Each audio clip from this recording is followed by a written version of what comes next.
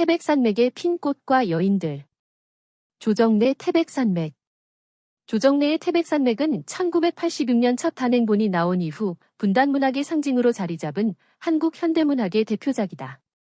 일제시대부터 해방공간, 유이이 오와 휴전 등 한국 근현대사를 300명에 달하는 인물들을 등장시켜 원고지 16,500장에 담아냈다. 태백산맥은 대하소설답게 등장인물도 많지만 많은 꽃들도 등장하고 있다.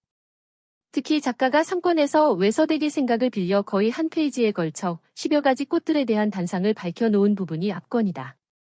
태백산맥에는 또 소하, 외서댁, 장터댁, 이지숙, 들몰댁, 죽산댁 등 많은 여인들도 등장하고 있다.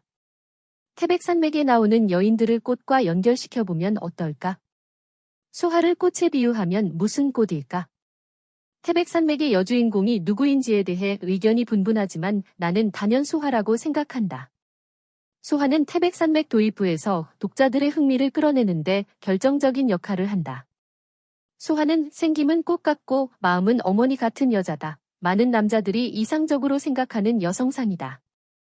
그러나 무당이라 약간 괴기스러운 느낌도 주는 여성이다. 이런 복합적인 이미지를 갖고 있어서 소하를 하나의 꽃으로 상징하기가 쉽지 않다. 소설에서 소하를 묘사하는 꽃은 밭꽃과 들꽃이다. 소하는 이름 그 자체가 한떨기 흰 꽃이다. 염상구가 소하의 예쁜 얼굴과 날씬한 몸피를 보고 이름을 물어본 다음 얼결에 참말로 누가 진 이름인지 생김하고 딱 맞아떨어지는 이름이라고 말하는 대목도 있다. 흰 꽃하면 대표적으로 떠오르는 꽃이 밭꽃이다. 침착한 흰색에다 은근하고 약간 괴기스럽게 밤에만 피는 점 등이 소하 이미지에 맞을 듯도 하다. 정하섭의 어머니 나간댁도 소하가 밭꽃 같은 인물이라고 생각한다. 그러나 밭꽃만으로는 예쁘고도 야무진 소하를 표현하는데 한계가 있을 것이다. 소하는 들꽃 냄새가 스쳐가는 여자다.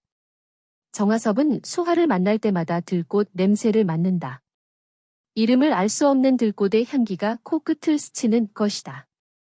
들꽃의 대표적인 꽃은 들국화인데 작가는 들국화에 대해 외서댁의 입을 빌어 보랏빛 꽃망울을 여러 가을을 장만하는 것 같은 들국화는 그 외로움이 마음을 끌어당긴다고 했다. 보랏빛 들국화는 숯부쟁이와 벌개미취가 대표적이다. 숯부쟁이와 벌개미취가 밭꽃보다는 낫지만 역시 소하의 농염한 이미지를 표현하는데 한계가 있는 것 같다. 소하에 대해 희디흰 갈꽃의 흔들림 같은 그녀의 슬픈 눈이라는 표현도 나온다. 희디흰이라는 표현을 쓰려면 갈대꽃보다는 억새꽃이 나을 듯하다. 이처럼 소하는 복합적인 이미지인데다 다양한 표현이 나와 한 가지 꽃으로 이미지화하기는 어렵다. 다만 밭꽃 같은 이미지에 들꽃 냄새가 나는 여인 정도로 요약할 수 있을 것 같다. 작가는 한 케이블 채널에 출연해 태백산맥 등장인물 가운데 하대치와 외서댁을 주인공으로 생각한다고 말했다. 외서댁은 그만큼 작가가 공들여 쓴 주인공이라는 얘기다. 외서댁은 치자꽃 같은 여성이다. 남들보다 유난히 큰 가슴을 부끄러워했고 그런 육체적 매력 때문에 염상구에게 몸을 빼앗기고 아이까지 임신해 저수지에 몸을 던졌지만 겨우 살아난다. 결국 남편까지 잃고 자신이 빨치산 전사의 길을 걷는 기구한 삶의 역정을 걷는다. 외서댁이 처녀 시절에 유달리 좋아했던 꽃이 치자꽃이다.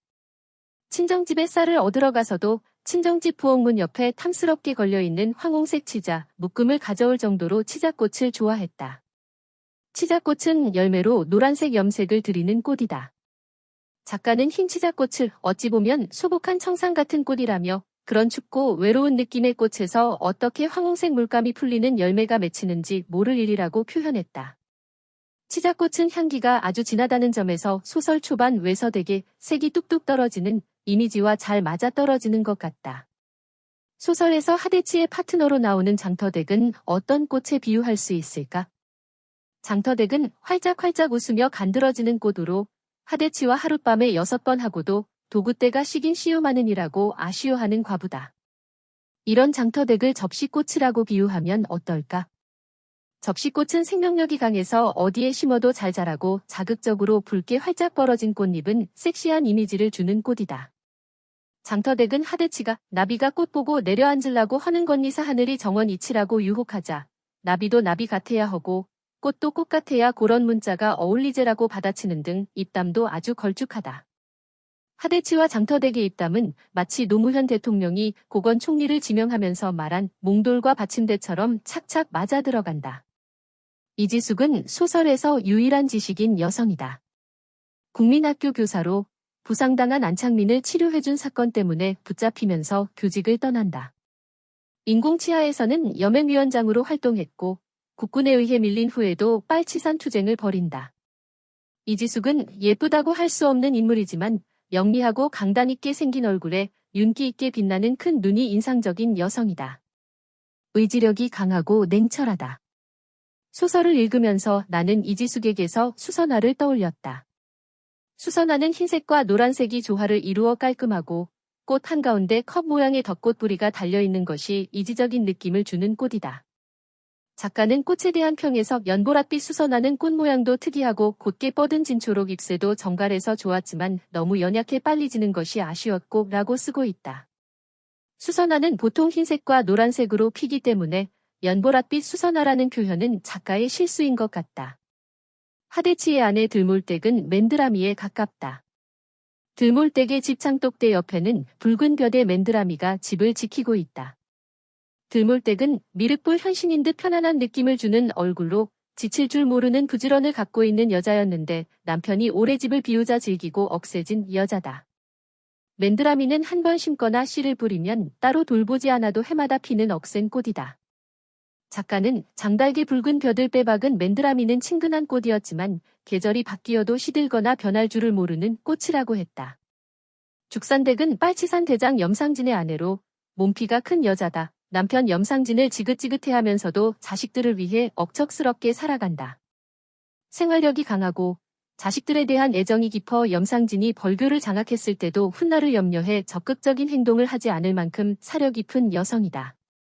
또 자신을 취조하는 토벌대장에게 인자나도 그리 살기는 징상스런 연인께 죽이시오라고 머리를 디밀고 그리 넘겨짚는다고 웃는 일 있다고 헐 사람 아닌게 그리 허덜마시오라고 헛웃음치는 당찬 여성이다.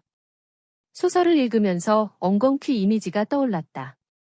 엉겅퀴는 일단 식물 크기가 작지 않고 척박한 땅에서도 잘 자라는 데다 자주빛 꽃이 강렬하고 가시가 많아 쉽게 건드리기 어려운 이미지를 주는 꽃이다. 하나 아쉬운 점은 태백산맥에 나오는 꽃들은 대부분 화단에서 볼 수 있는 원예종이라는 점이다. 작가가 야생화에 대해서도 관심을 가져 치자꽃, 수국, 수선화, 맨드라미 등 원예종 꽃들에 대해 내놓은 탁월한 묘사를 야생화에 대해서도 해주었으면 좋겠다.